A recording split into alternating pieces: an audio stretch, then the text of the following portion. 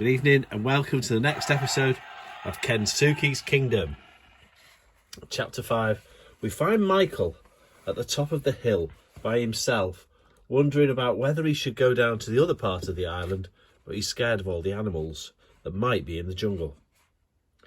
Just the thought of the orangutan and the terrors of the unknown in the forest were quite enough to deter me, enough to stifle both my curiosity and my courage. So I kept largely to my beach, my cave, and the forest track up to my hilltop. From high on my hill, I did catch distant glimpses of the old man. Often in the mornings, I would see him spear fishing in the shallows.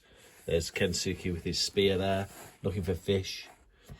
Sometimes alone, but often accompanied by a group of orangutans who sat on the beach and watched him. 14 or 15 of them I counted once. Occasionally, he would be carrying one of the young ones on his back, and when he moved amongst them, it seemed almost as if he was one of them. Time and again, I tried to stay awake until the old man came with the food at night, but I never managed it. I never even heard him, not once. But every morning the water would be there, the fish too. It often tasted smoky these days, which I liked better. Oh, Kensuke must be smoking the fish after he's caught it. The fruit would not always be the same. Much of it was strangely scented and not at all to my liking. I ate it anyway, though. Besides bananas and coconuts and berries, he would leave me breadfruit or jackfruit. At the time, of course, I had no idea what they were. I ate everything, but not so greedily now. I would try to save some of the fruit for an evening meal, but I could never bring myself to save the red bananas. They were just too delicious not to eat all at once. My recurring nightmare, though, always having nightmares, was the mosquitoes at night. From dusk onwards, they searched me out and buzzed in on me and ate me alive. There was no hiding place. My nights were one long torture, and in the morning I would scratch myself raw in places. Some of the bites, particularly on my legs, had now swelled up and become suppurating red sores. I found relief from them only by dunking myself often in the cool of the sea. I tried sleeping in another cave, deeper and darker, but it smelled dreadful. Once I had discovered it was full of bats. I left at once. Oh yes, of course, because it would be full of bat droppings. Wherever I slept, the mosquitoes found me out soon enough. It got so that I dreaded the coming of every night. I cried out aloud in my misery as I swiped and flailed at them. I longed for the mornings, for the cool of the sea and the cool of the wind on my hilltop. Here, I would spend the greater part of my day sitting on the very summit, looking out to sea and hoping, sometimes even praying too, for the sight of a ship. Just the sight of a ship. I would close my eyes tight shut and pray for as long as I could and then open them again. Every time I did, I really believed there was a chance my prayers would be answered, and that this time I would open my eyes and see the Peggy Sue sailing back to rescue me. But always the great wide ocean was empty. The line of the horizon quite uninterrupted. I was always disappointed, of course, often dejected, but not yet completely despondent, not in those early weeks. I had severe problems too with sunburn. I had learned rather late that I should keep all my clothes on all the time, and I had made myself a hat to keep the sun off my face and neck. It was very broad and Chinese looking, made of palm leaves, the edges folded into one another. I was quite pleased with my handiwork, because of course Michael is on an island, we think, somewhere in the Pacific Ocean, and he's probably quite near the equator line, around the circumference of the Earth, which is where the sun's rays will be strongest. So there will be really bright sunshine all day. So he will have to keep his shirt on, or else he's going to get burnt to a cinder. Sunburn, I discovered, was a discomfort I could help to prevent and that seawater could soothe. At noon, I would go down the hill to shelter in my cave from the burning heat of the afternoon sun, and then afterwards I would go swimming. This was the moment Stella longed for each day.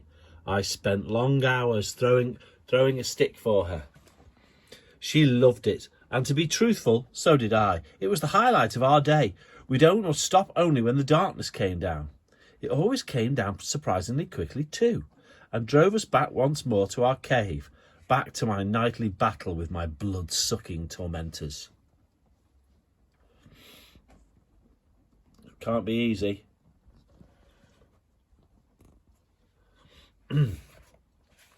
One day, after yet another fruitless morning of watching on the hill, Stella and I were coming out of the forest when I spotted something lying on the sand just outside our cave. At a distance, it looked like a piece of driftwood.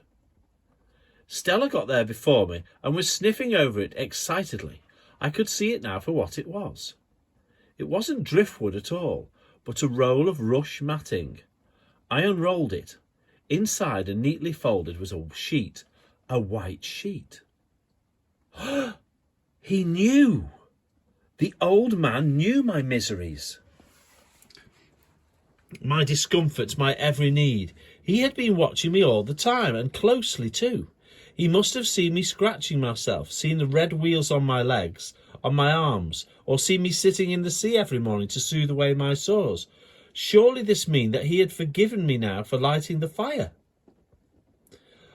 So he's given him the sheet so he can put it over himself, I think, at night for the mosquitoes so they won't bite him. I carried the matting inside the cave, unrolled it, wound myself in the sheet and just lay there giggling with joy. I could pull the sheet right up over my face. Tonight there would be no way in for those cursed mosquitoes. Tonight they'd go hungry. I went racing along the beach to the boundary line where I stopped, cut my hands to my mouth and shouted, "Thank you! Thank you for my bed! Thank you, thank you!" I didn't really expect an answer, and none came. I hoped he might come himself, but he didn't. So I wrote my thanks in the sand right by the boundary line and signed it. I wanted so much to see him again. I wanted to talk to him. I wanted to hear a human voice. Stella Artois had been a very wonderful companion to me, good for confiding in, good for a cuddle, good for a game, but I so missed human company. My mother, my father, lost to me now, perhaps forever. I've just really longed to see the old man, to speak to him, even if he was a bit mad, even if I couldn't understand much of what he was saying.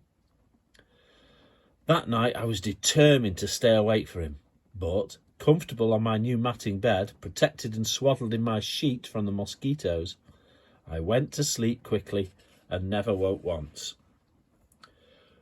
The next morning, after a breakfast of fish and jackfruit and coconut, Stella and I made our way back to the top of my hill, or Watch Hill as I now called it. There it is on the map.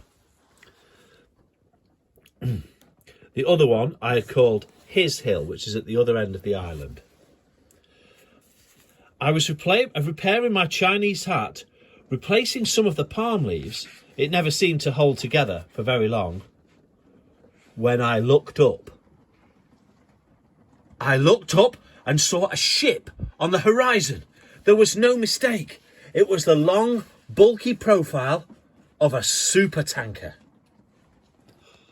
There's a ship on the horizon. It's a supertanker. Find out in the next episode. Will Michael make contact with the supertanker? Will the supertanker stop and see him? Will he light his fire? Will Kensuke come again and get mad? Find out in the next episode of Kensuke's Kingdom.